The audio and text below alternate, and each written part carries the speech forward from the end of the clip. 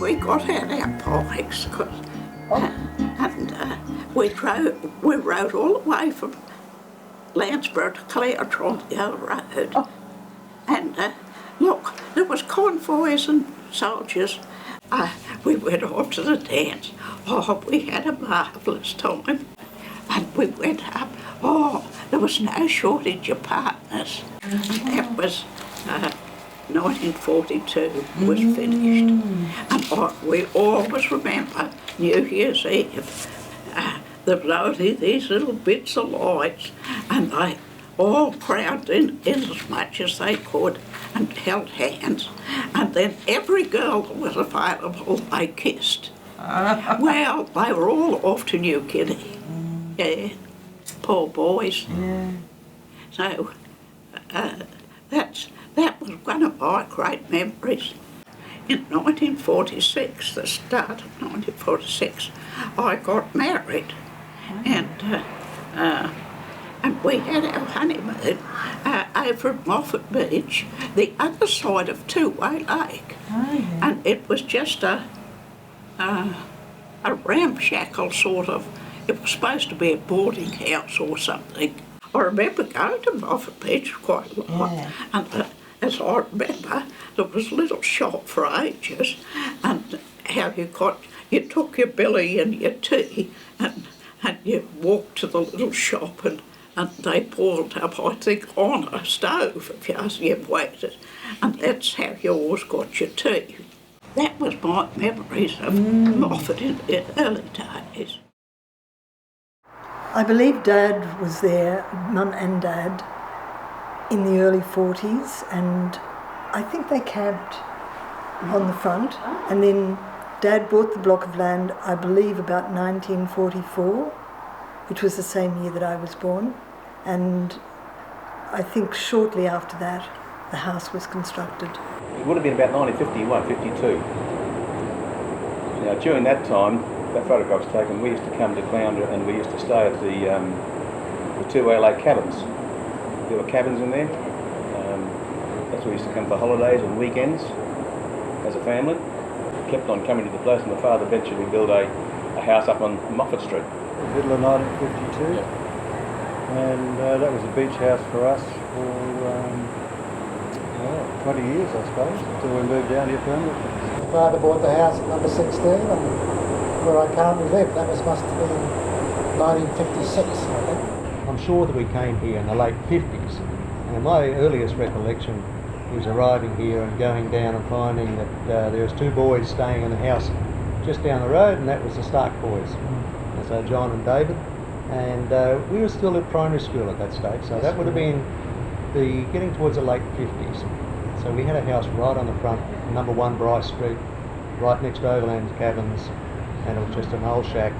So I was brought up there with myself and my 5 brothers in virtually a 2-room shack. It was brilliant. We lived in Sydney, and I was born and grew up in Sydney, and I met my husband during the war. He was in the army, of course, and he was a Queenslander, but he'd been working in Sydney, and so he'd enlisted in Sydney. And of course, being a Queenslander, he always wanted to come back to Queensland. And the agent said, "Oh, there's a place at Moffat Beach, a little old place at Moffat Beach that's on the market." And Johnny said, "Oh, well, I'll have a look at that tomorrow." So the next day, of course, he came to have a look at it, and he thought, this is paradise, because he loved fishing, and so there's the beach over. It was a holiday community as far as we were concerned, because we were just there on holiday time, and all the children in the district on Moffat Headland down to Tooway Lake, I suppose. Most of the children we all knew each other. We all spent our days together roaming the beaches, but and from that regard the children were very closely knit, and the parents also. They had parties together. They'd always have a New Year's Eve party. They were very involved with fishing, boat racing. Surf Life Saving Club was very large. We all met there every holiday. We all did the same things every holiday. We all went back to our schools then each year we would meet again, and you would just continue, you know, whether you climbed the cliff or let down tents in cyclones or went for walks up to Caravan. It was just what you did. There was always something to do. Our parents didn't come to the beach with us. Mum would drop us there, or Dad would drop us there and say, we'll come back in 3 or 4 hours and pick you up. You had the beach umbrella, you always had the beach bag, and you always had the towel that matched the togs, that matched the hat, that matched the, you know, whatever. And you would lie, you would swim, you would surf in. But the bikinis were, I suppose, they're almost back in fashion. You know, they were to the waist, and the tops were relatively large, but they were brightly coloured.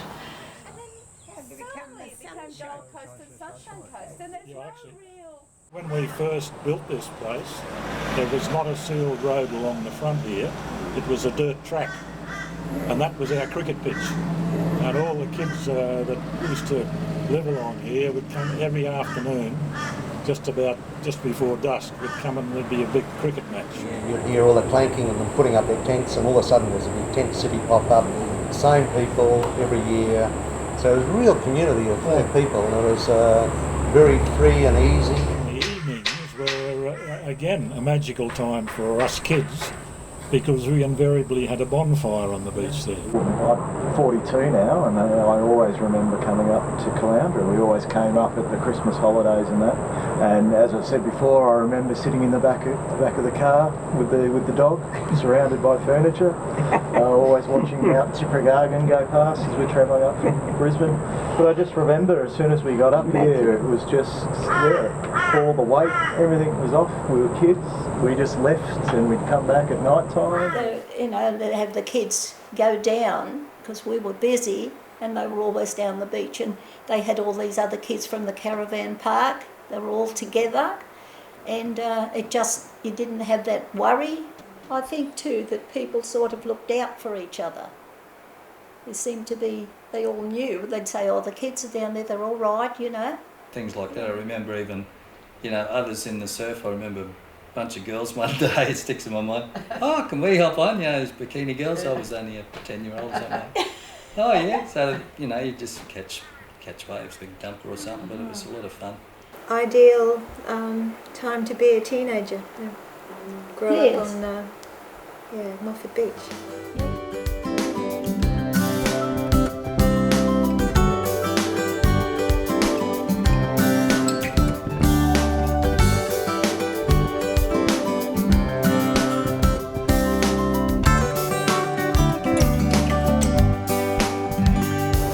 I think this was a refuge for them. The immediate post-war period. I think they were making up for lost life, lost too, time, and my father spent nearly 5 years away and only had sort of a month back, nearly 2,000 days in PNG. So it was just a matter of getting on with life, living it to the full, and that's what they did. Harry was probably more a daredevil in the boat. He was very much a daredevil. He was much more debonair than the other two. They were the original wild men. Harry was... He was very charismatic. He would have the parties. He was very creative. He was a sign writer. Trophy nights were always at Harry and Rita's place, and Harry would always have something unusual or different or paint. He would sign write all the pennants, everybody, you know, the pennants for the boat races or the fishing. And they had the piano. Mum was the piano player, but wasn't she? She played the piano, and they had the piano, so they were always very... Our parents had a lovely social life with Harry. Yeah, I think Harry had the energy that kept a lot of them together, didn't he?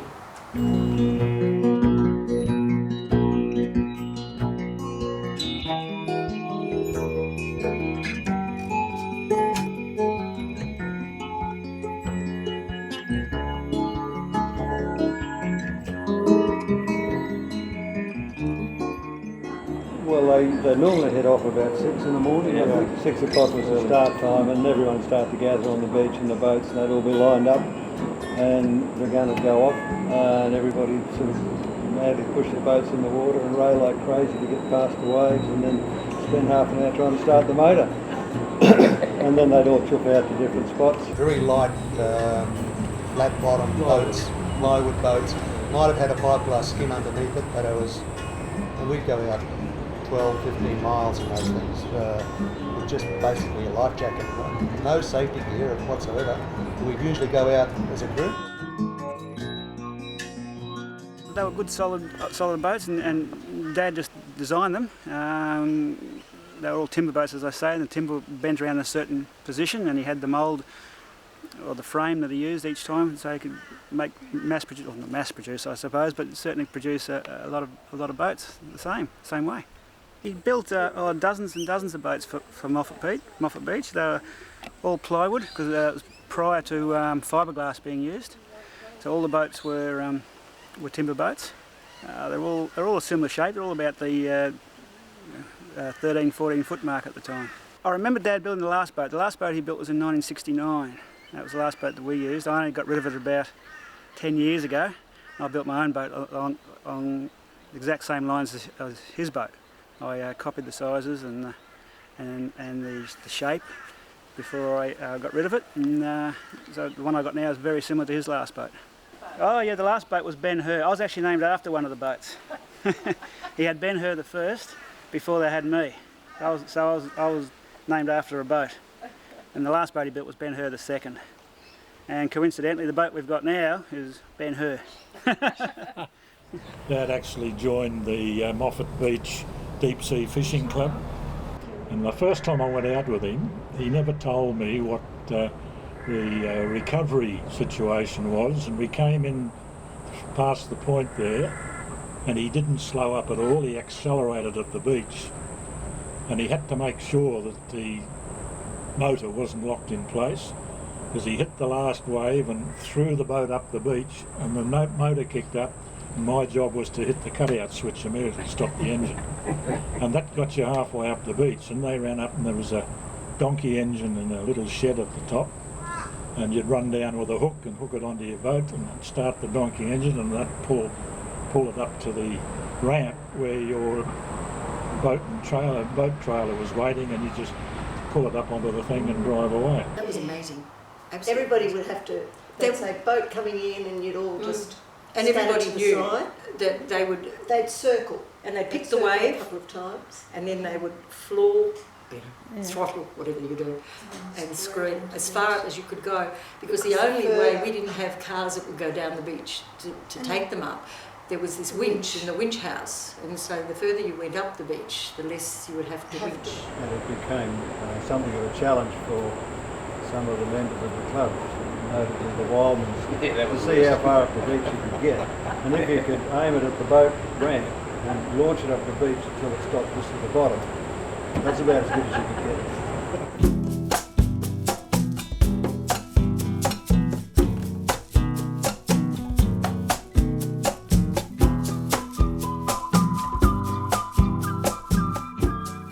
I remember one year, was it 64? The big cyclone? Yeah, it was And all New Year's Eve, and all the tents got 63, end of 63. So it was a pretty big cyclone, and absolutely no warning about it. And we were running around helping them put their tents down, and our house became the refuge for a lot of the campers. So, in fact, we had one pregnant woman there going into labour. Yeah, so quite exciting. Yeah. I remember that night quite well, with Bruce Hatcher down the Hatcher's place. And it caused absolute chaos there, blew tents down and what have you, and I think John Stark may have mentioned this, I know Kay mentioned it to me, that my parents invited all these poor people from the tents into the house. The Starks did the same thing, and Mum and Dad telling me that I was in Melbourne at this point. The wind was so strong, these windows were actually bowing in about 6 inches, and they were expecting him to shatter and everything, but they never did. It was getting close to midnight. There was no warning about this happening at all. And it started to blow. Yeah. And within an hour or two, all the tents, you had to go down and drop them all down. Well, I remember Bruce Hatcher grabbing a carving knife and saying, we've got to get these tents down, and they'll blow away. You'd enjoy that. Well, they got them down quicker than anything else. Just ran on slashing all the ropes and going, get out, quick, cyclone.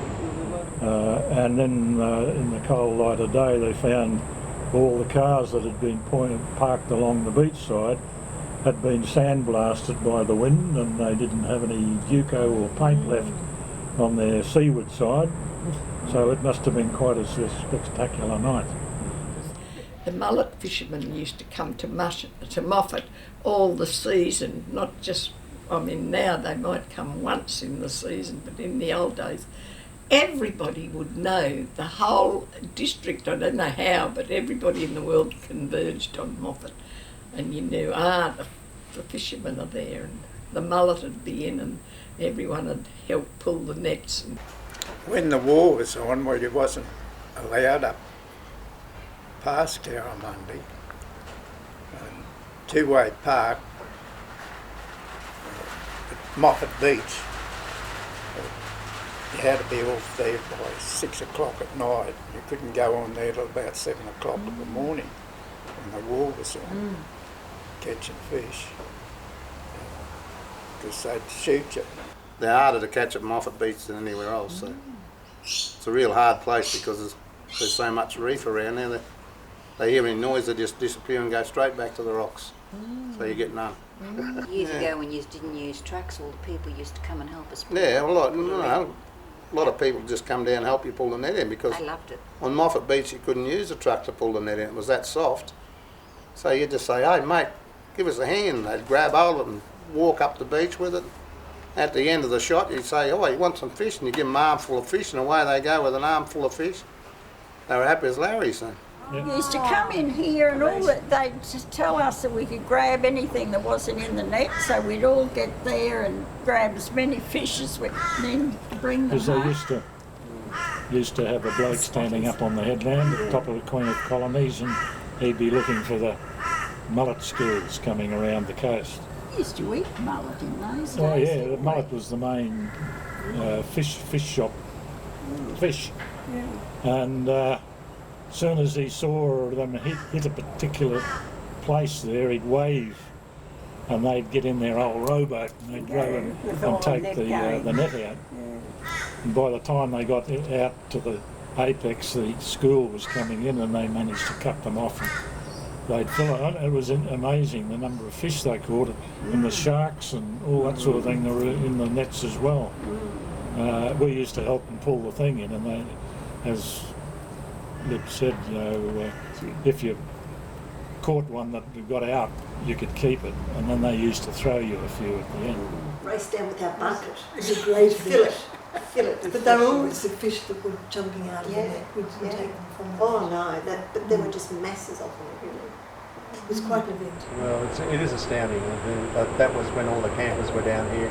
We virtually needed all the campers to help them pull it in that catch, just that foot up Tooway Lake. No, we used to have occasionally barbecues down on the beach, and we used to roll them in mud and put them on the fire and then peel off the skins and eat the rest. God, that must have been primitive in those days, wouldn't it? Or we were just a bit innovative. I don't know. So there's a lot of community was basically blow-ins from Brisbane. And hence the style of architecture of a lot of the houses around. They were just little weekend and holiday accommodations. Well, the whole suburb was pretty much built out by the into the 70s. So most of the fabric is from the 50s and 60s. There were probably only a handful of houses here in 1940, but they all fit that pattern of beach houses, but they can be quite different within that.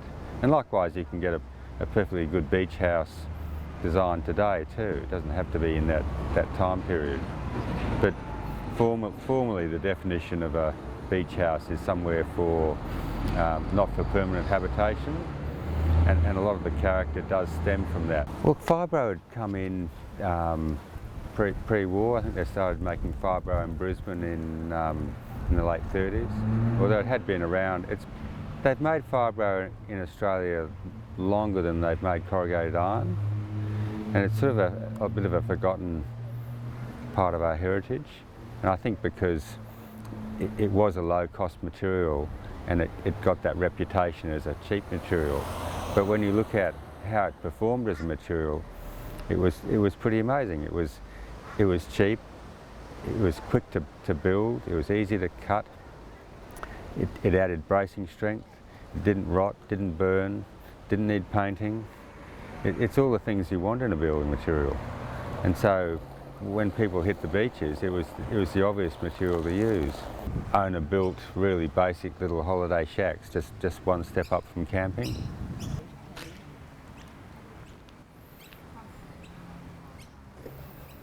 Caloundra was on a full war footing in those days, and we had a typical house of that era, which was high stumps, wooden battens, and fibro cladding.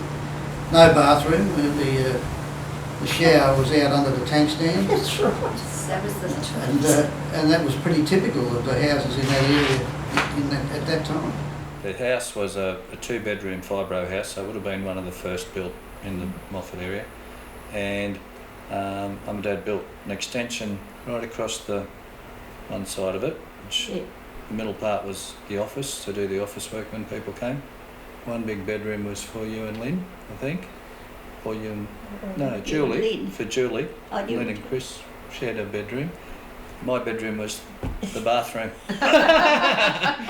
Had an old timber door on top of the bath. Sounds funny thinking back now. Brought across it, that was his bed. Because the toilets and the showers, we went up and used the toilet block or the shower block. I said before, the houses were really very tiny because you really had the beds were for sleeping in. The rest of the day you were out. You were not in your house at all. He was quite happy to let the house be raised, and he would arrange for the brick bottom and the foundations, and he would also fix the house. I mean, they had just extended a couple of feet out in the front and put stairs in at the back and do things like that. So he arranged all that. And finally, I think they started at the end of March, and by the school holidays in May, the house was livable. The Australian love of the beach was sort of personified by the buildings that were built at the beach, that people just wanted to be at the beach. They didn't really care what the building was like so much. It was just a place to store the surfboards and somewhere to sleep and eat. That there was no need for even all the privacy concerns that you might have at home, so the kids could all bunk down in one room. It was a different, when you're on holiday, anything goes. And that's the story of how the houses sort of looked externally as well.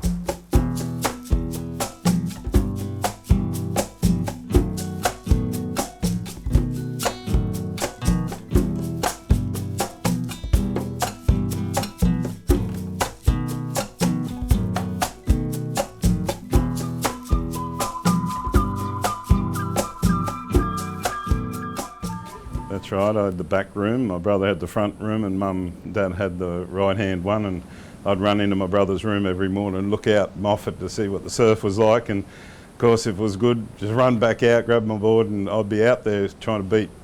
Greg Minott was about the earliest bird and still is, and has surfed since the early 60s as still a local here, and if he wasn't out first, I'd be out first. Oh yeah, we'd arrive in thongs and still in your board shorts and wet shirt and hair at school and get into trouble because you're in the first period or second period. But if the surf was perfect, there'd be people like Daryl Parkinson and myself. We'd just stay out there, get into trouble, didn't matter if we wanted to surf. Surf was good. $20 a week I used to get. We had our hours set out. I couldn't tell you what hours, but mine were during the day because I'm a very outgoing person, so I was behind the counter serving people, and of course once you became a surfer, Dad bought a sandwich toasting machine. Our toasted sandwiches ripped, they were the best. And milkshakes, we had the best milkshakes in town because we all loved our milkshakes. Luckily Caloundra is very tight and everyone loves being part of Wind and Sea, and we're trying to get a lot of memorabilia now together so I could do a book and put the Moffatteers, the Caloundra Board Riders Club, which was a little bit in between, and now Wind and Sea for over 40 years. Yeah, so I've been a member since 1974, and still love the situation with the club. Yeah, yeah.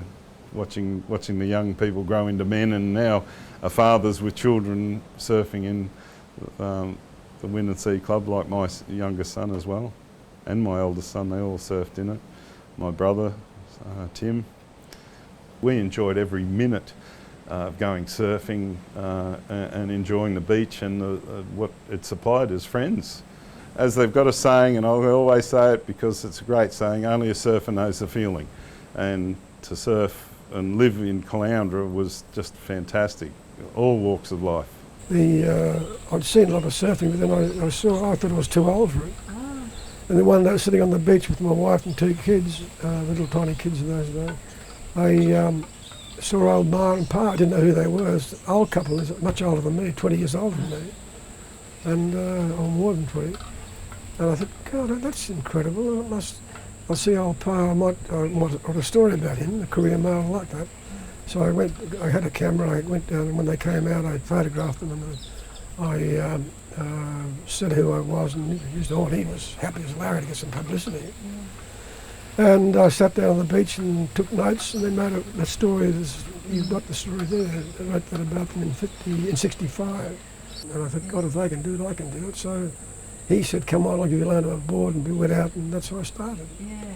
So I went through it for another 45 years. Yeah. I didn't give it up until 3-4 years ago.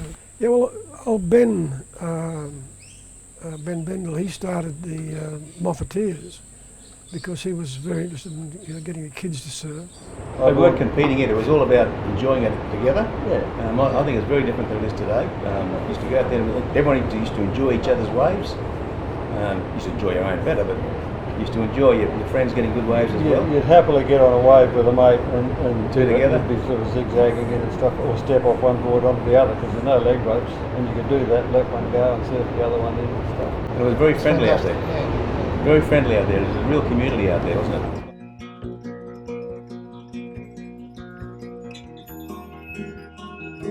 Yeah, a lot of people move out to the bush. I think the country living's the way to go, but sooner or later the kids miss the surf, miss the lifestyle, and they generally come back. I would be very surprised with all of our friends, our childhood friends, if they haven't, as we have all gravitated back to water. I would be surprised if they haven't all gravitated back to, if not Caloundra, some beach. It's just so free and easy. I've got 3 boys myself now, and we're bringing them up here for holidays too, and they love Caloundra up here as well, and they do exactly the same. It's just a cycle, repeating each other. Very, very fond memories over a long, long period of time about this place. The weather, the waves, the people, the friendships, and the past. I'm a bit of a old school bloke, so I'm lucky to have fantastic memories of many, many years at Moffat Beach. Most of us have done a lot of travelling throughout this world. This is the best spot in the whole world to live as far as the quality of life, I mean the freedom, the air, just the atmosphere, the safety of the place.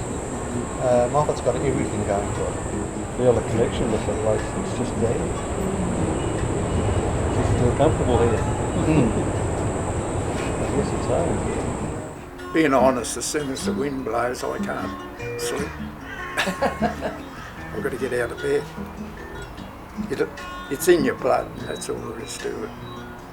I think it's the salt gets in there.